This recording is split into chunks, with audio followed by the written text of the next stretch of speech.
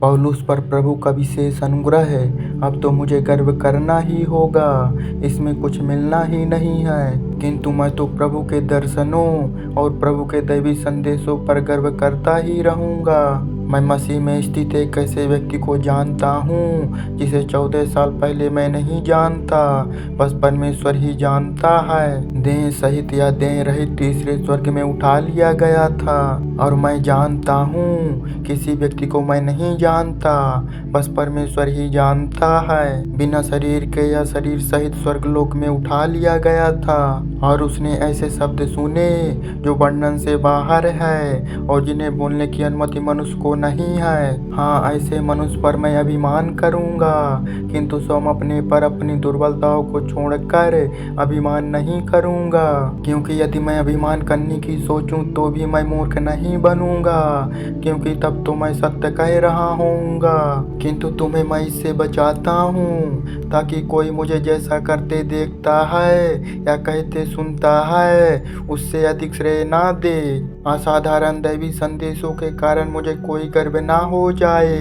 इसलिए एक कांटा मेरी देह में चुभाया गया है जो शैतान का दूत है। वह मुझे दुखता रहता है ताकि मुझे बहुत अधिक घमंड ना हो जाए।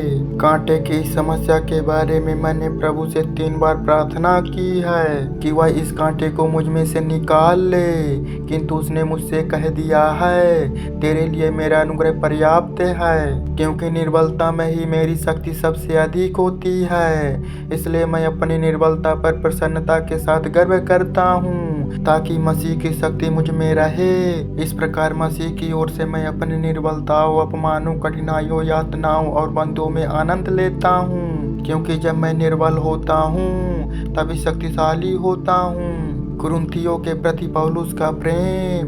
मैं मूर्खों की तरह बतियाता रहा हूँ, किंतु ऐसा करने को मुझे विवश तुमने किया। तुम्हें तो मेरी प्रशंसा करनी चाहिए थी, यद्यपि वैसे तो मैं कुछ नहीं हूँ, पर तुम्हारे उन महाप्रेरितों से मैं किसी प्रकार भी छोटा नहीं हूँ। किसी को प्रेरित करने वाले आश्चर्यपूर्ण संकेत, अद्भुत कर्म और आश्चर्य कर्म भी तुम्हारे बीच धीरज के साथ प्रकट किए गए हैं। मैंने हर प्रकार की यातना झेली है, चाहे संकेत हो, चाहे कोई चमत्कार या आश्चर्य कर्म। तुम दूसरी कलीसियों से किसी दृष्टि से कम हो, सिवाय इसके कि मैं तुम पर किसी प्रकार भी कभी भार नहीं बना हूँ। मुझे इसके लिए क्षमा करो। देखो, तुम्हारे पास आने को अब मैं तीसरी बार तैयार हूँ, पर मैं तुम पर किसी तरह का बोझ नहीं बनूंगा।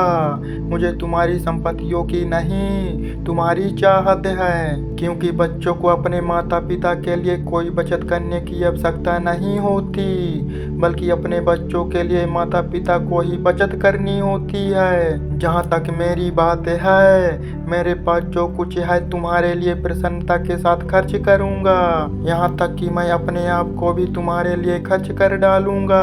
यदि मैं तुमसे अधिक प्रेम रखता हूँ तो भला तुम मुझे कम प्यार कैसे करोगे। हो सकता है मैंने तुम पर कोई बड़ा बोझ ना डाला हो, किंतु तुम्हारा कहना है मैं कपटी था, मैंने तुम्हें अपनी चालाकी से फंसा लिया।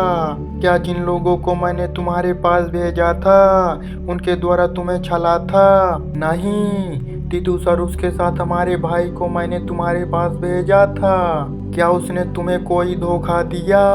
नहीं। क्या हम उसी निष्कपट आत्मा से नहीं चलते रहें? क्या हम उन्हीं चरण चिन्हों पर नहीं चलें? अब तुम क्या यह सोच रहे हो कि एक लंबे समय से हम तुम्हारे सामने अपना पक्ष रख रहे हैं, किंतु हम तो परमेश्वर के सामने मसीह के अनुयायियों के रूप में बोल रहे हैं। मेरे प्रिय मित्रों, हम जो कुछ भी कर रहे हैं वह तुम्हें आध्यात्मिक रूप से शक्तिशाली बनाने के लिए है, क्योंकि मुझे भय है कि जब मैं तुम्हारे पास आऊं तो तुम्हें वैसा ना पाऊं जैसा पाना चाहता हूं, और तुम भी मुझे वैसा ना पाओ जैसा पाना चाहते हो। मुझे भय है कि तुम्हारे बीच मुझे कहीं आपसी झगड़े, ईर्ष्या, क्रोधपूर्ण कहासुनी, व्यक्तिगत षड्यंत्र, अपमान, कानाफूसी, हेकड़पन और अव्यवस्था ना मिले। मुझे डर है कि जब मैं तुमसे मिलने आऊं तो तुम्हारे सामने मेरा परमेश्वर कहीं मुझे लज्जित ना करे और मुझे उन बहुतों के लिए विलाप ना करना पड़े